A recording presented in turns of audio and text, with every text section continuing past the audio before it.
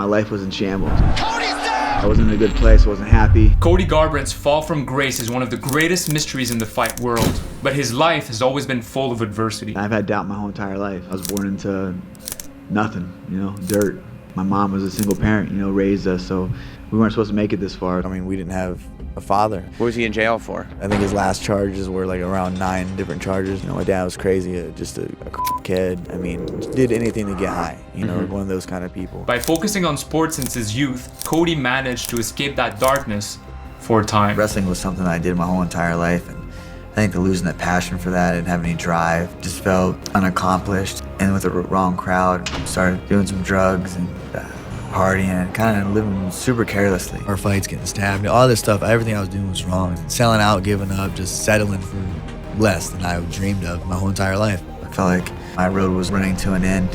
It was in a very dark place, very, very dark place. I remember sitting down with my mom and I was like, look, give me some time and I'll make it. It's like, just let me, I want to be a fighter, that's what I want to do. I'll make it in the UFC, I'll be the UFC world champion. I'm with you, I love you, Cody, go do it, it's your dream, chase it. He made it to the UFC in 2014 and started tearing up his weight division until he collided with the untouchable Dominic Cruz.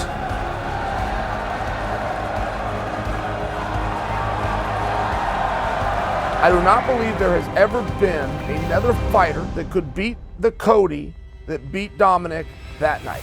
But even at the pinnacle of success, the darkness would soon find him again. I removed myself after winning the world title.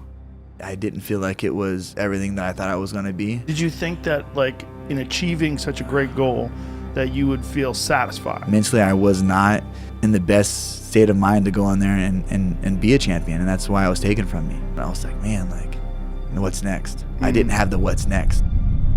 This was the start of one of MMA's most brutal descent. I was walking to the octagon just numb. I gotta go fight now. Ended up getting divorced, before my fight, selling the house the week of my fight. I have a son that's was 3 years old, 4 years old at the time. I come from a split family, I didn't want that. My ex-wife is from Vegas, so we agreed to move here, split custody of our son.